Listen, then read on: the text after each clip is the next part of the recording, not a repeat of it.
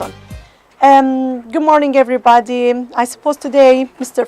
Bara and Mr. Faris, they are going to have an presentation.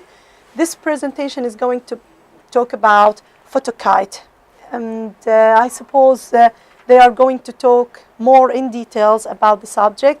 It's a new terminology for me, by the way. It's a new concept. So I suppose if you have any question, just write them down, jot down some notes in order to ask them at the end of the lecture, okay?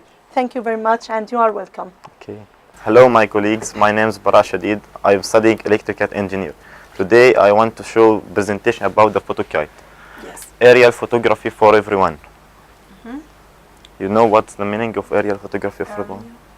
اللي هي يعني التصوير الجوي لكل الأشخاص، يعني إشي متاح لكل الأشخاص يستخدموه. Yeah, it's available for everybody. Okay. Okay. Introduction to photokite. A unique solution for versatile aerial photography. In other words, new technology allows people to take aerial photography amazingly. Okay. That's right. Okay. Yes. Any question about this introduction? At the end, maybe they are going to ask you at the end. If you have any notes, you just jot them down. Okay. Okay. No. Please. Hello, everybody. This is Faris Marai, a structural engineer. The photokite have many specifications. We have included 4 of them. Okay. For the first one, the photokite is built for speed. It operations and takes off in a seconds. As the picture shows, the photokite is connecting with the right skiing man hands by a cable.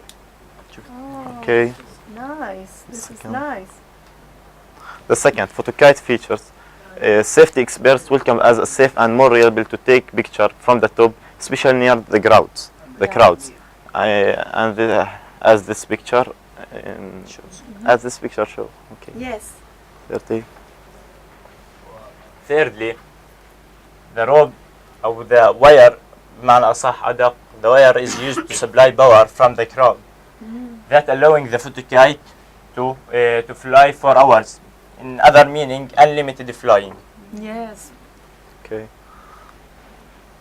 The fourth enables the user to finding the best view angle to obtain the most amazing aerial shots. Okay. And now we want to show the video to illustrate either more and more.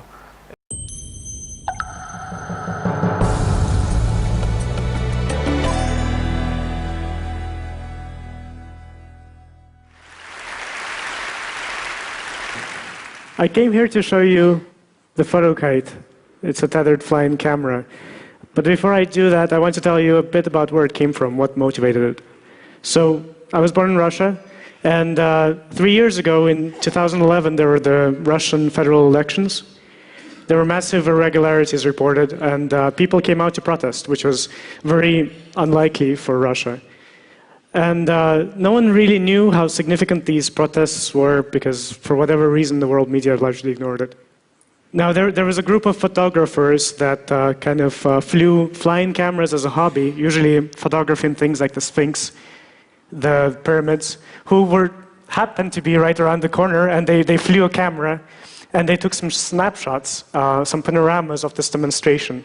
Just completely independent entity, completely random occurrence. And the image, when I saw it, it really struck me.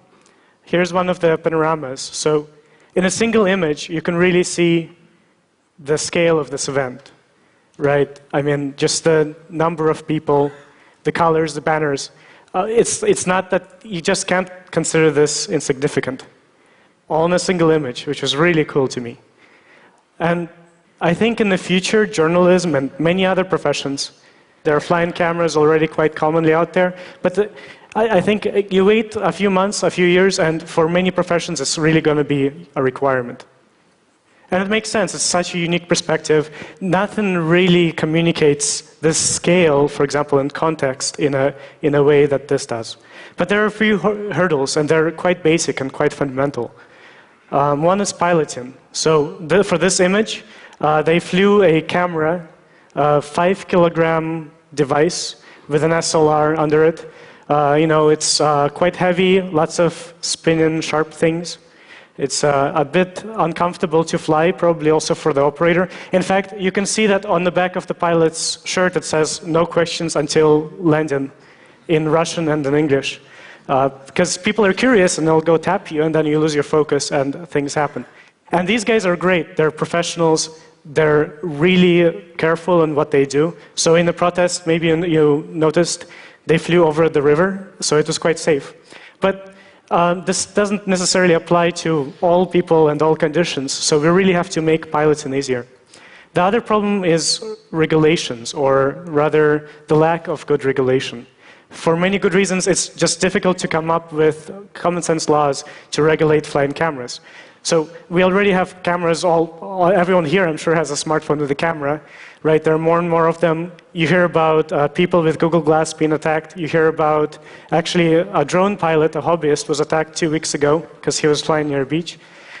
Here's some personal input I didn't expect. Just yesterday, I was attacked by a guy who claimed that I was filming him.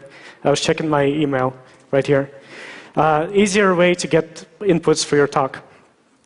But I think there are better solutions. I think we have to diffuse the situation. We have to come up with responsible solutions that address the privacy issues and the safety, accountability issues, but still give us that perspective. And this is one potential solution. So this is the photo kite. Well, let me see. It's a quadricopter, but what's kind of special about it is there's a leash. It's literally a dog leash. It's very convenient. And the neat thing about it is to fly it, there's no joysticks, nothing like this. You just turn it on, and you point in the direction that you want to fly. You give it a little twist.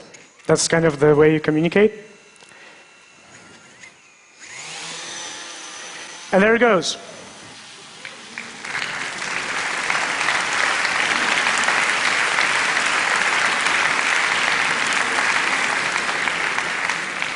So the interaction is super simple. It's like a personal flying pet.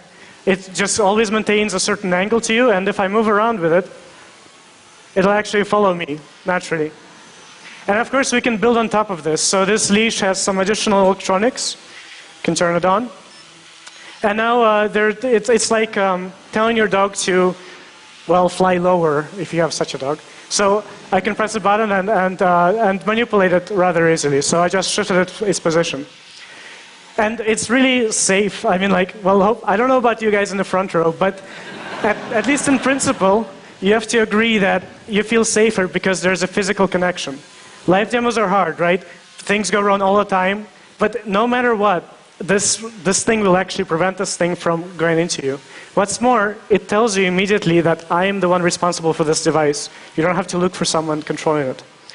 Now, I can tell you that it's easy a lot, but I think what a really good way to prove that is to grab a second one and launch it. And if I can do this on stage live, then I can show each and every one of you in 5 minutes how to operate one of these devices.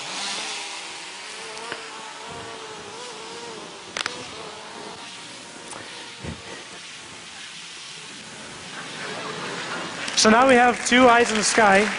Oh. Another trick is getting them back.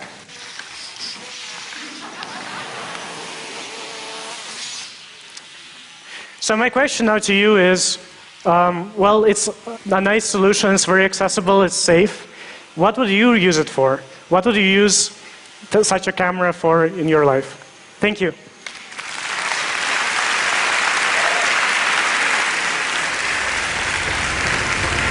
Thank you Thank very you. much. Nice job.